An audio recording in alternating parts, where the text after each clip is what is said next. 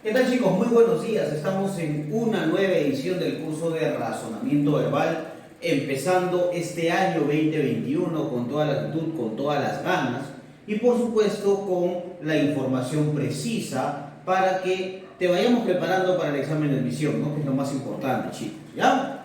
Entonces, este tema es una introducción al curso de razonamiento verbal.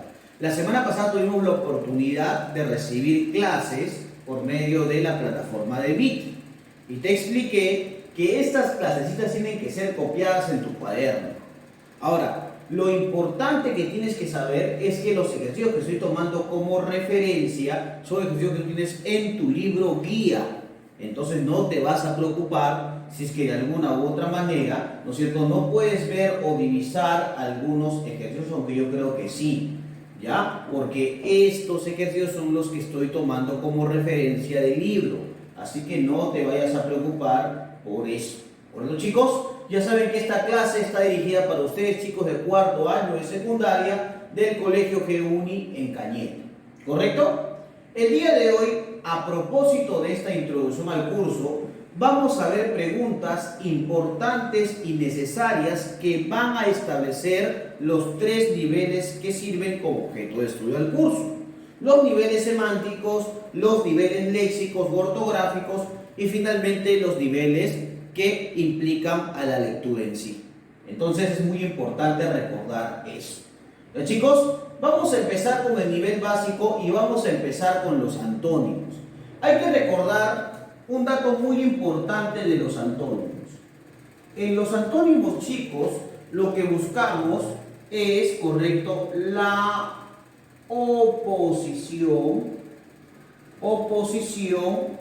de, ¿qué cosa? De significados, ¿correcto? La oposición de significados.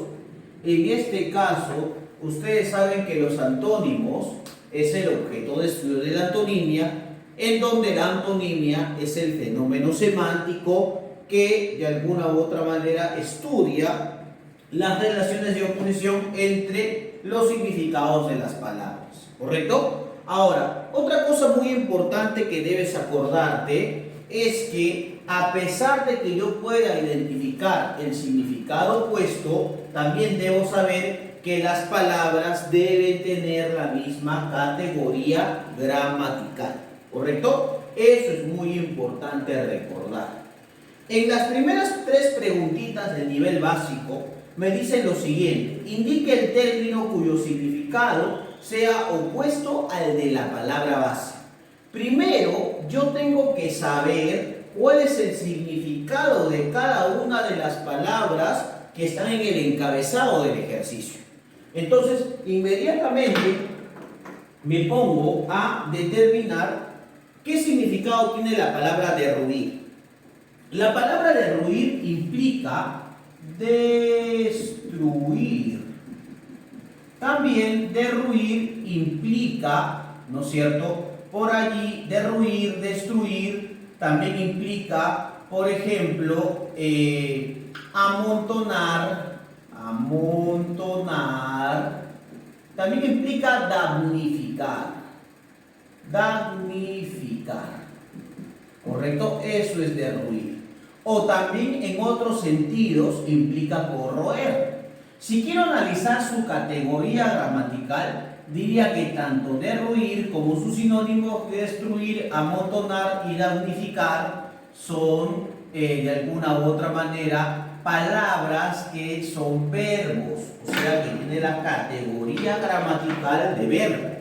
Por ende, debo darme cuenta que dentro de las alternativas, a pesar de que el término sea opuesto, debe tener esa condición. O sea, debe manifestar la oposición, pero debe tener la misma clase gramatical que es el verbo. Tenemos acá las alternativas como modificar, construir, prever, diferir y ampliar. Lógicamente que si derruir es destruir, es damnificar y amontonar, el antónimo de derruir precisamente va a ser construir, ¿no es cierto? La alternativa correcta sería la B, construir, ¿correcto? Y además es importante recordar que al igual que derruir, construir son verbos, ¿correcto? Verbo. Entonces, profesor, dos condiciones básicas de los antónimos es saber el significado de la premisa, pero también encontrar el término opuesto, ¿no es cierto? Y esos términos que entran en oposición deben compartir la misma categoría gramatical. ¿Correcto, chicos? Obstinado. Obstinado es una persona terca, ¿correcto? Terco, ¿correcto? Ortodoxo, también, ¿correcto? También, por ejemplo, la persona obstinada es una persona colérica, ¿correcto? Colérica. Es una persona intransigente, o sea que no tiene apertura mental, ¿no es cierto? Que es terca, ¿correcto? Que perdura en su pensamiento a pesar de que las manifestaciones o a pesar de que los hechos le demuestren lo contrario. Obstinado. Ahora me pongo a pensar en que ya sé el significado de la palabra base y ya sé los sinónimos que puede tener obstinado. Sin embargo, me di cuenta que obstinado es un adjetivo, es una cualidad. O sea que el antónimo o el término opuesto también debe ser un adjetivo. Entonces, inmediatamente me pongo a ver, ¿no es cierto? Me pongo a buscar y tengo alternativas como transigente, ¿no? Tengo las alternativas como honrado, simpático, amable y alegre. Fácil, pues, ¿no? Si obstinado es intransigente, o sea, ¿cuál es el antónimo? Lógicamente que el antónimo es la alternativa A, ¿no es cierto? Tenemos acá transigente y hay que recordar que comparten la misma categoría gramatical, que son ambos son adjetivos, ¿correcto? Adjetivo. Ahora, hay algo muy importante. Ustedes saben que existen dos tipos de antónimos, ¿no? Los antónimos léxicos y los antónimos morfológicos. Nos damos cuenta que la relación que hay entre intransigente y transigente es una relación de antonimia morfológica. ¿Por qué? Porque la palabra entra en oposición de acuerdo a ¿qué? De acuerdo al prefijo de negación, por ejemplo, prefijo de negación. Es como cuando tú dices normal, anormal, o tú dices cuidado y descuidado, ahí está ocurriendo la antonimia morfológica, ¿correcto? Eso es muy importante. ¿Qué cosa es restituir? Restituir, ¿qué cosa es? Restituir es reponer, ¿correcto? Restituir es reponer. Restituir es reconstruir, ¿no es cierto? Por ejemplo, restituir es reponer, reconstruir, ¿no es cierto? También es, por ejemplo, reemplazar, eso es restituir. En algunos casos también es acomodar, por si acaso. Entonces, si tenemos acá reponer, reconstruir y reemplazar, que son los sinónimos, los significados, o los sinónimos, perdón, de restituir, también nos damos cuenta que restituir es un verbo. Entonces, la palabra que configura como antónimo de esta palabra, ¿no es cierto?, debe también ser un verbo, ¿no? Tenemos solicitar, tenemos asustar, tenemos instituir, tenemos plagiar y tenemos robar. Si restituir es reponer, ¿cuál sería el antónimo? Lógicamente que el antónimo sería la alternativa E, que sería robar, pues, ¿no? Definitivamente. Alternativa E, robar, ¿correcto? Y ya sabes tú que la categoría gramatical también es un verbo, ¿correcto? Listo, chicos, ahí están las condiciones básicas para el desarrollo de los ejercicios de antónimos, ¿correcto? Que es el objeto de estudio del fenómeno semántico denominado la antonimia. Ahora, de inmediato vamos a trabajar con el término excluido o con los términos excluidos.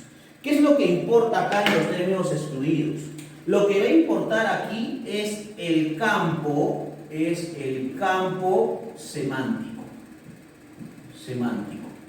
¿correcto? Semántico. Ahora, ¿qué cosa es el campo semántico? Es el espacio o el conjunto de palabras que tiene o que comparte, ¿qué cosa? Un sema común, una característica común. O sea que yo voy a colocar que comparten un sema común, ¿correcto? Un sema común. Ahí está. Una cualidad común.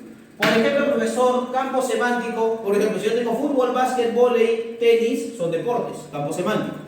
Un sema común, ¿cuál es? Que son deportes que se juegan con pelota. Pues son hijo, madre, padre, tíos, abuelos, ¿qué son? Parentescos, ¿no es cierto? Son personas o son parientes, ¿no? Campo semántico, parentesco. Ahora, ¿qué voy a hacer en selección de términos excluidos? Debo extraer, debo excluir aquella palabra que no pertenece al campo semántico. ¿Cómo me di cuenta, profesor, que una palabra no pertenece al campo semántico? Primero por el significado de la palabra base, la relación de la palabra base, pero también luego porque las alternativas me brindan a mí una relación, ¿correcto? Esa relación puede estar determinada por el sema común, por la característica común, y por ende, por defecto, hay una alternativa que no está dentro de ese campo semántico y por la cual se debe excluir. A continuación vamos a ver las tres palabritas que, digamos, están mencionadas como ejercicios de términos excluidos, ¿correcto?